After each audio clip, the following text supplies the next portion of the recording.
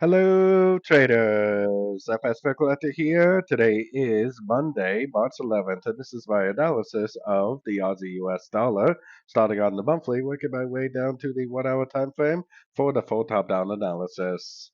So on the Aussie dollar monthly, I still think we're in a WXY. It looks like 1, 2, 3 waves up W, 1, 2, 3 waves down X, and 1, 2, 3 waves up for a wave Y of this WXY pattern, which a wave Y should be three waves, A, B, C of wave Y, and the wave A would be a trend, and the wave C would be a trend on shorter time frames.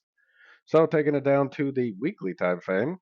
On the weekly time frame, to me, this definitely looks like a trend, looks like an A. I think we have a WXY for the wave B, and if that's the case, that means that this is a 1, this is a complete wave 2, hopefully. I mean, there is definitely a possibility that it goes down one more time before it goes up, and we do have CPI for the US dollar coming out tomorrow, so we'll have to keep an eye out for that. But I still think this is a 1. It's debatable or not whether the wave 2 is over, and it should go up for a wave 3, a wave 4, and a wave 5 to form that pattern like I was showing on the monthly time frame. So taking it down to the daily time frame. On the daily time frame, I mean, to me, it looks like a complete pattern. It looks like it already made an ABC correction.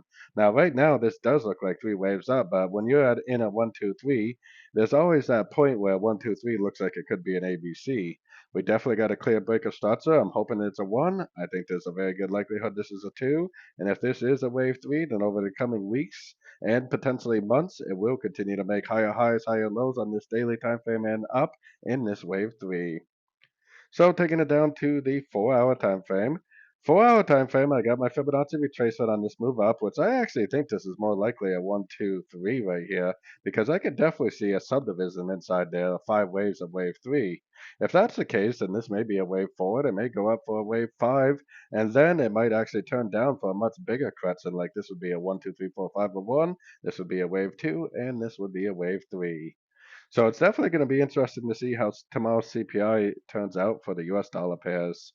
Good, taking it right down to the 1 hour time frame, like I said, this is actually seems very clearly to be a subdivision in there. That's very clearly 5 waves right there. Seems like it should be a 3, seems like it should be a 1 and a 2.